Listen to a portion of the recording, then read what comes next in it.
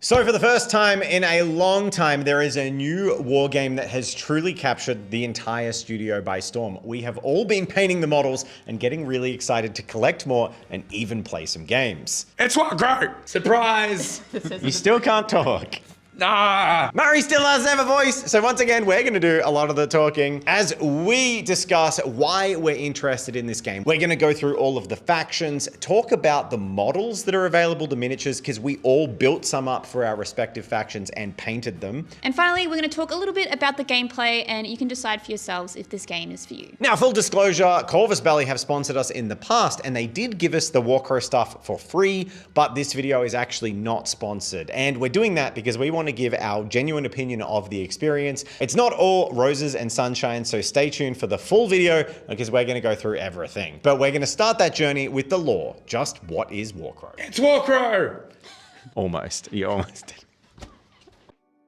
So, what is Warcrow? Warcrow is the setting for the new fantasy miniatures universe from Corvus Belly, the makers of Infinity. And I say setting as Warcrow already has two games. Warcrow Adventures, which is the dungeon crawling cooperative board game, and Warcrow, which is a skirmish plus miniatures game. While Warcrow Adventures serves as a great onboarding experience for those interested in the setting and the characters, and contains miniatures that can be used with your existing Warcrow factions, this video is going to focus on the universe of Warcrow and the skirmish game by the same name. So Warcrow the miniatures game is a small scale, reasonably fast paced game focusing on bands of miniatures comprising of roughly 10 to 30 models, depending on your particular list and choice of faction. Personally, I like the size, feeling more substantial than true skirmish games, but not as daunting as full scale war games in terms of the number of miniatures that you need to paint and collect. The game is very new, only being available for just over a year now, and in that time we've seen it expand from 2 to 5 playable factions, with a 6th and potentially a 7th faction very clearly in the development pipeline. Before we get into the minis and the gameplay, it's time for me to tell you all a little bit more about the universe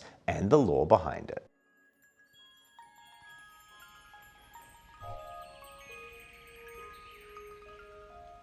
Games of Warcrow are set on the world of Lindworm, a series of islands ruled over by the various factions of the game. But Lindworm is not like every planet. You see, under the surface, at the crust of the world, is orichalcum, a magical material, and it resonates with magical power. And that power on the world of Lindworm waxes and wanes with the orbit of the star Warcrow, where the setting draws its name. As Warcrow draws closer to Lindworm, the orichalcum resonates with magic, making all of the peoples of the world able to channel its power with greater ease and manipulate it. When the Warcrow leaves, the eras of magic wane. But this is a process that takes millennia, and the factions of the world have been waiting a long time for Warcrow to return. In this tumultuous time, the various factions of the realms are vying to grab power and utilize these newfound burgeoning magic powers to their own ends. And while the mortals vie for power, the mysterious fog, a red-tinged mist that has long remained contained on an island,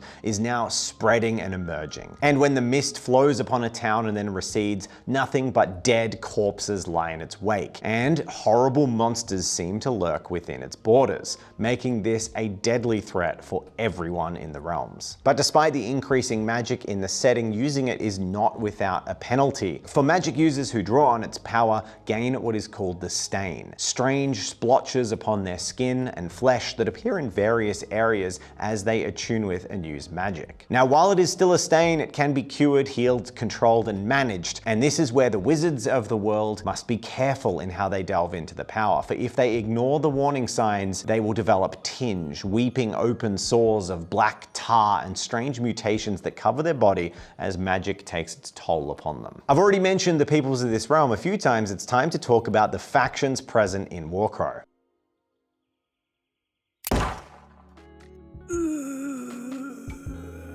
And the first faction is the Hegemony of Embersig. They are young, diverse, and expansionist, a power without equal and the largest and most powerful force on Lindworm. They are renowned not only for their massive Black Legion, highly trained and specialized army, but also their subtle diplomats, described as the clenched iron fist in one hand and the silken glove of a diplomat in the other. The word Embersig is actually an old Magha word for all people, and all people means all peoples, humans, elves, and dwarves. Now tense and on the brink of war, as they recently annexed a Feudom duchy, Oz Marcos. And the Feudom especially loathed the Hegemony's inclusion of elves within their ranks. The Mount Haven dwarves in particular loathed the Hegemony for their welcoming of the Ghent dwarves, which are a splinter group of rebellious dwarf traders, and the recent revolt of the Cutbeards, where an entire mountain range joined the Hegemony from Mount Haven. Basically, they're out here collecting societies like Pokemon, and they seem to be presented as effectively, what if colonialism was really, really good? Which I found confusing until I remembered that Corvus Belli is Spanish, and the Spaniards were responsible for the conquistadors. So if you're the sort of person who likes a force of unified professional soldiers comprising of people from all different realms, including humans, elves, and dwarves, perhaps the organized ranks of the Hegemony of Embersig is for you.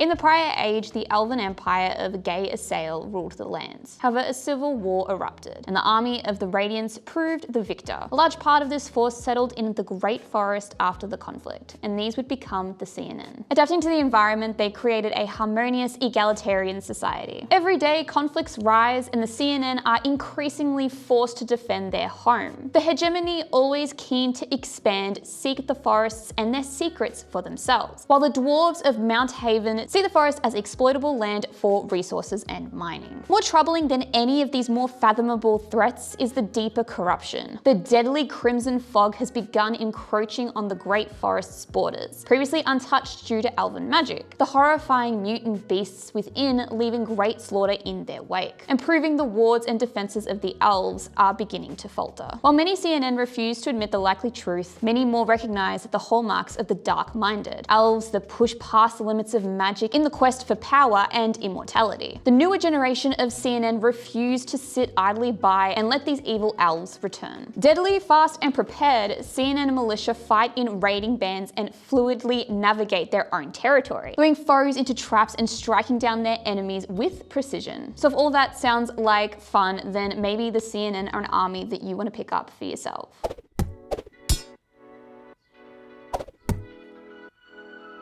The Northern Tribes. Made up of the Orcs and Varank, two tribes that occupied the northern boreal lands, joining in an alliance, this group decided to set out and conquer the northern continent properly, rather than just raiding. They defend their new holding, now in a constant conflict upon their border. But it is not the hegemony they prize above all. It is Feudom, striking out to claim the riches and wealths of the bountiful Feudom territory to the east. They fear nothing from their foes, believing themselves superior and shaming the cowards that they fight. Varank magic stems from their totems, awakening their spirit animal with tattoos and war paint. The mightiest become horrifying skin changes, turning into beasts and slaughtering their foes, or summon power from their ancestors to change the tides of battle. The Northern Tribe's army is brutal and powerful, the result of hard lives lived in the boreal lands. If you like big, brutish warriors and feeling incredibly powerful on the battlefield, the Northern Tribes might be for you.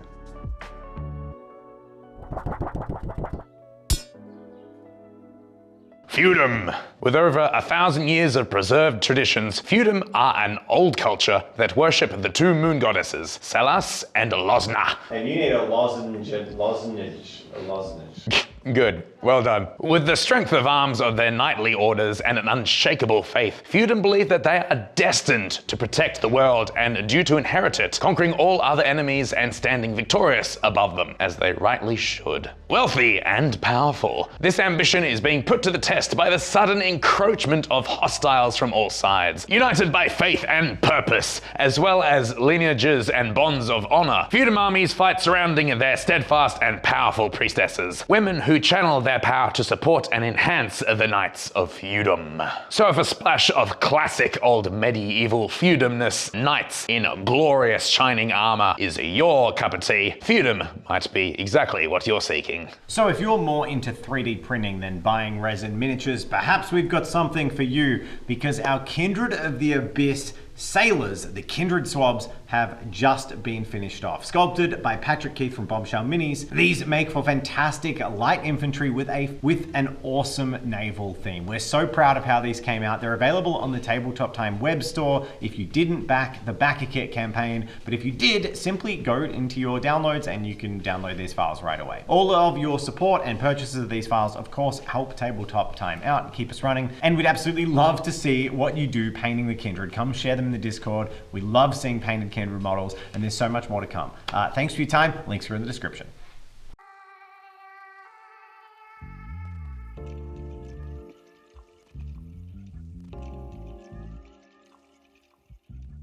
Alright, this is the Scions of Yaldabaoth. Believing themselves to be all that remains of the rightful rulers of the old elven empire of Gaeasael, the Scions are survivors. Running and hiding for their craft for over 1,000 years, the Scions have hidden in the fog and the fringe of society. Waging a secret war, gathering resources and biding their time, the Scions have carefully planned for their return. For a single wrong step would lead them to being overwhelmed by the superior numbers of their numerous opponents. At the core of the Scions are their leaders, the progenitors, immensely powerful magic users of the elves that are not afraid of the tinge, weaving magic through their being and crafting flesh to their will. Around each separate cell of distant Scions forms a family, a group of people seeking purpose and a home. But alongside these disaffected mortals walk the living dead and beasts from the deep fog itself. Their purpose is mastery of the world once again, and they plan to do it by the means of the Architect of Flesh,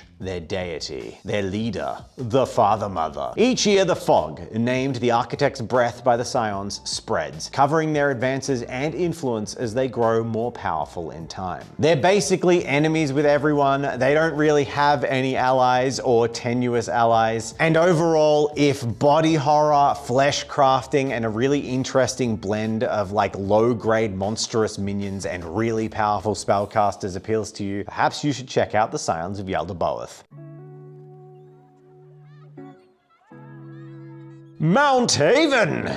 This is cool, so listen up. Living in vast cities suspended like stalactites in grand caverns beneath the mountains of Lindworm, the dwarves of Mount Haven have endured since the origins of the world. I just like the idea of them living in Neo-Tokyo. Following the guidance of their ancestors and adherence to a generational master plan for their race, the dwarves believe the time of the last war is upon them, a moment upon which all of their guided machinations come to fruition, and they at last can gain supremacy over the world. Despite their certainty, the plan will not be achieved without great effort. The deadly fog is also swirling beneath some of their cities, filling the lower parts of their great caverns and threatening to float up and engulf their cities entirely. Beneath all of this lies a preparedness for conflict that none shall suspect, for in secret the dwarves have developed technologies that counter the greatest strengths of each nation, weapons that cut through the very armor they forge and sell to their allies, and automatons that will fight and die for them without a thought. Basically, they've kept all their good shit back and never told anyone, and everyone's just fought there like militia. The dwarves of Mount Haven prefer the use of their ancient and secret technology to magic, but they do find themselves highly resistant to its effects. And the other factions underestimate dwarven strength as they've never revealed the true might of their armies. Now, with the dawn of the final war upon them, Mount Haven is ready to fight. If you like dwarves, you'll like Mount Haven. I really feel like that's just a Venn diagram of some people like dwarves and a lot of people don't. But I really like the kind of slightly futuristic techie dwarves, full plate, but they got some cool engineering going on. They don't have that kind of Lord of the Rings style dwarven armor that kind of overtook everything. So I think they're a pretty cool faction, and if you like the sound of dwarves with secret automatons, grab some Mount Haven. So for me, the lore is important, but the miniatures are the most important part of my burgeoning interest in any new game. If I'm gonna spend hours painting them, I need to like not just a few, but an entire faction. As a smaller game in terms of model count, most Warcrow miniatures come in the same rough formats: a single character box, a twin character box, or a unit comprising of 2 to 4 miniatures. Each of these models is assembled in a single way, and I haven't encountered any models with options. Often, this style of miniature irks me in wargames, with the high quality posing not worth the negative of duplicate sculpts in my army. However, with Warcrow, the size of games and the diverse looking models means I can easily structure armies without a single duplicate model or even unit in my faction. The minis themselves are 30 to 32 mil scale, leaning on the heroic side, but still close enough to be used as proxies or as amazing models for a D&D campaign, for example. The Hegemony of Embersig is my chosen faction, and it is rare for me to find a game where I mesh with almost every single sculpt, and the sculpts for Warcrow are exceptional. I adore the mixed species nature of this army. It's something I'd hoped Cities of Sigmar would achieve, but they never did. The Hegemony has the most models out of every faction, with its range now in a complete state, now that their amazing war rig has just been released. This doesn't mean more models won't come out later for the Hegemony, but it does mean that the initial planned release for the faction is fully rolled out. Take a look at these gorgeous miniatures and you'll see what I mean. Every unit feels unique, but also cohesively part of the same Black Legion army. Unfortunately, here is where some critique creeps in. Once assembled, the miniatures are an absolute treat to paint, but assembling them is an occasional nightmare. Sometimes models go together perfectly, and other times mold issues cause pegs to not align or gaps to gape. I was so excited to put together one of my favorite minis in the range, the Order Officer, only to find them literally impossible to assemble without eventually and accidentally breaking his sword in two and then needing to putty the whole thing back together. And this was not a construction error. I tried multiple times. You can see there was no physical way this part was fitting in place the way it was cast. This raises the barrier for entry and deserves to be looked at for Corvus Belli's quality control in the future. From our best assessment, the miniatures right now seem to be made out of Ceocast, a smaller batch production method that produces some interesting results. The detail is high, however some thin parts can be weak and break,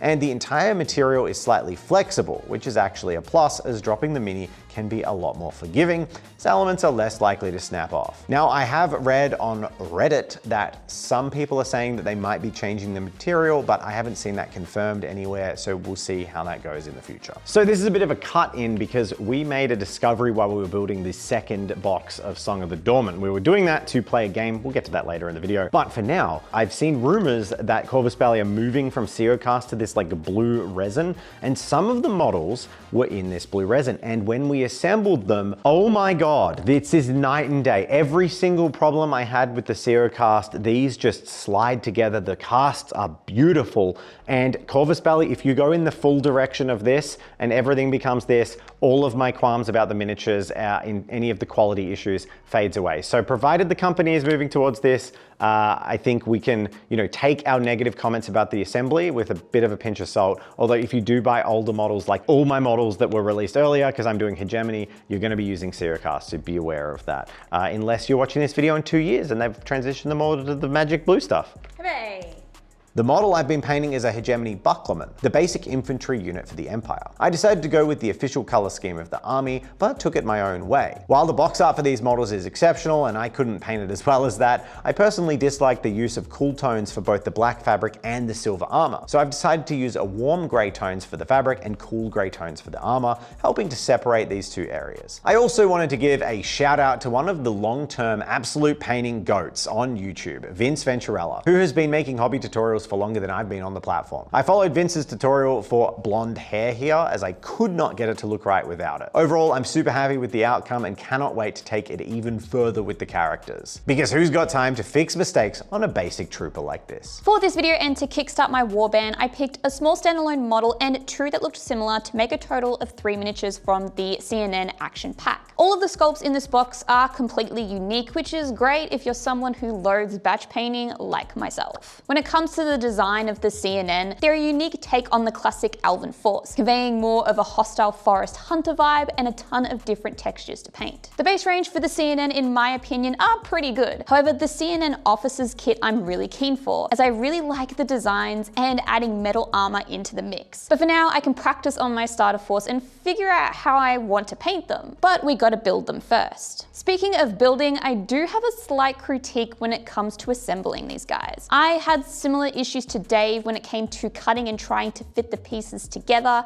However, I also found that cutting any flash off can be really difficult to deal with, as I end up slicing off way more of the model than what was intended, because there's no resistance to the plastic. For my painting, I decided to go ahead and pretty much copy what the Warcrow painters had done on the box. I mean, what else? Green, there really isn't that much room for movement there, but I'd be super interested to see other people's paint schemes and interpretation of this army. Anywho, moving on, I decided for this paint job to undercoat my army in white Vallejo spray, which I instantly regretted. There's just something about the plastic in this particular spray that I don't personally love, and I found the painting process to unfortunately be more of a headache than enjoyable. However, I shook it off and continued onwards, finishing up my 3 models. And in the end, I'm really happy with how they turned out. I just maybe won't use the white undercoat next time. I think these guys were a really good beginner step, and I want to keep practicing and keep getting better to make an army that is going to look super cool. The Northern Tribes. Releasing alongside the Hegemony in the Winds of the North launch box, the Northern Tribes is the second most complete range of miniatures available from Warcrow. They have a mix of orc models, who are almost a slightly more realistic take on Warcraft-style orcs, and the Varanks, which are blue-skinned, half-giant-esque humanoids. Their fairly standard barbarian stylings are made slightly unique by their frost and snow theming, leading to furs and pelts and more coverings than many orc models in other ranges. Personally, I've never been a huge fan of orcs in any setting, enjoying their existence as an enemy, but never wishing to collect or paint them. And much of the team actually agrees with me, so initially this is why we were waiting for the 4th and 5th factions to be more available before really diving into Warcrow. However, our editor Vaughn has expressed keen interest in the Varanks and is more than welcome to take them home and paint them up. Yes, Vaughn,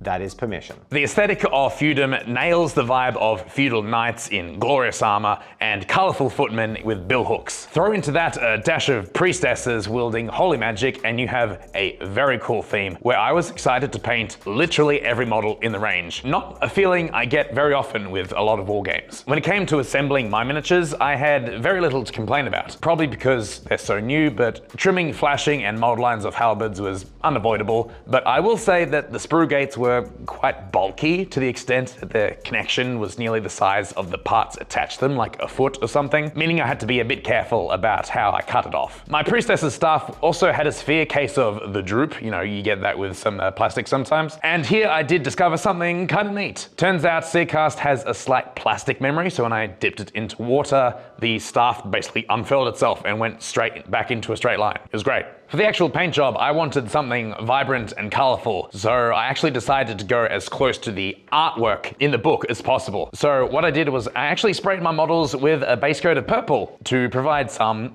visual interest for all the steel reflections I was going to do, but with the intent to blend up to a highly saturated blue, topped off by strong yellow accents. The amount of detail on these models is also worthy of note. So many miniatures these days have oodles of knickknacks and random gubbins all over them. But the Feudom miniatures keep it to a couple of accessories that add some character and some grounding, sort of, what they might be doing. Like these footmen have a brooch on their breast, a secondary sword, and a flask to drink fancy wine out of. That's it. The rest is armor, clothes, and pointy stick. Between my desire to paint something, anything, after walking around so many cool new miniatures at Gen Con, on my return home, it should be obvious how much I enjoyed myself painting this model, since I actually painted the entire squad and I've already started on the rest. So yeah, these are really nice minis. The final faction currently available for the skirmish game are the Scions of Yaldabaoth. Much of their miniature range consists of enemies from the battle packs and expansions of the Warcrow Adventures co-op board game, because they serve as the passive or game-controlled enemies in that dungeon crawler. There are several units that you can port straight across, and now that that game is widely available and can be purchased separately from the Kickstarter, those Scions of Yaldabaoth units are fully available. Before we move on, I did want to address another perceived con of the game, Warcrow. Warcrow per model is a expensive game. I must confess to being blinded by the generosity when being handed free boxes by Corvus Belli, but when I sought to expand my collection on my own terms, I realized that the game can actually run pretty expensive. On par or often more expensive per model than Games Workshop. However, I do want to temper this negative comment with a dose of reality. Warcrow armies are much smaller than Warhammer armies. So while the price tag for a box of 4 models might be high and on par with the box of GW models, you will only need a handful of them plus a starter box and some characters to complete your force. And with less models to paint, it does make your overall time and money investment smaller, but you'll end up with a smaller collection. But you'll be playing games with fully painted gorgeous armies, it's fine.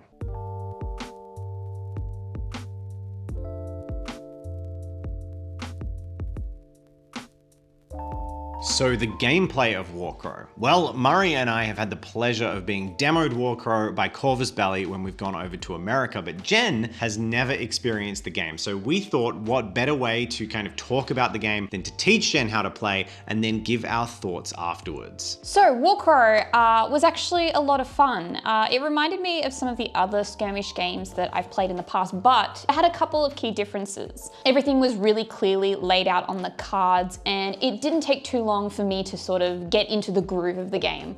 And by the end of it, I was also absolutely kicking ass. So Warcrow is at its heart, it's kind of a skirmish combat war game, but it also blends the line a little bit between a board game.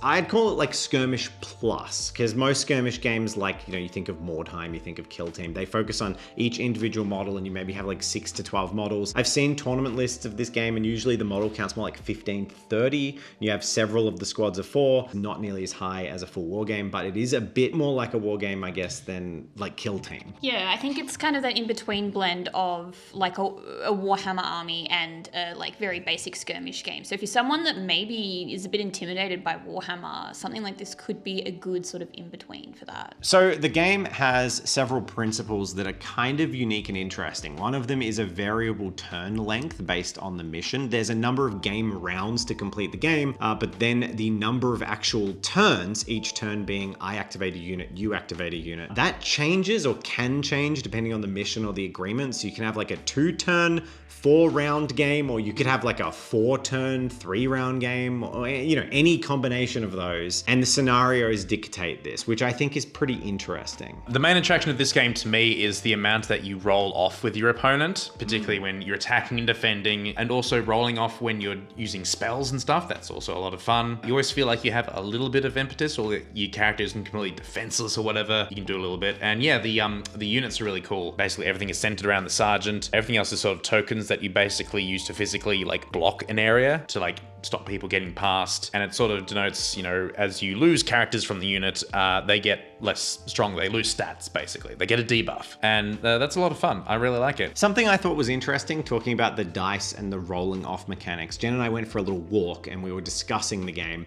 And one of the things that came up was that this idea of having symbols on dice in a war game completely removes any like toughness strength tables or any math involved in armor saves, right? Like you don't have to worry about what your save is. You don't have to worry about modifying your save. You're like matching tokens on a dice and then saying, my block cancels your hit. So you can kind of just see in front of you and go, oh, yeah, okay, I get what happens, which means that not only does it make it quite accessible for people who struggle with like the math part of wargaming. We played the tutorial that comes in the booklet for this box, and there were some good bits and some not so good bits when it came to playing it. Overall, it did make a lot of sense. sense. It was very easy to learn how to play the game. The first couple of steps as well are pre-done for you, so you don't get to roll, they're predetermined, which is great. Once you've learned a little bit, you can give it a shot and sort of figure out how it all works. However, we did find there were a couple of things that weren't included in the tutorial, which made it a little bit confusing. What they did a few times in the tutorial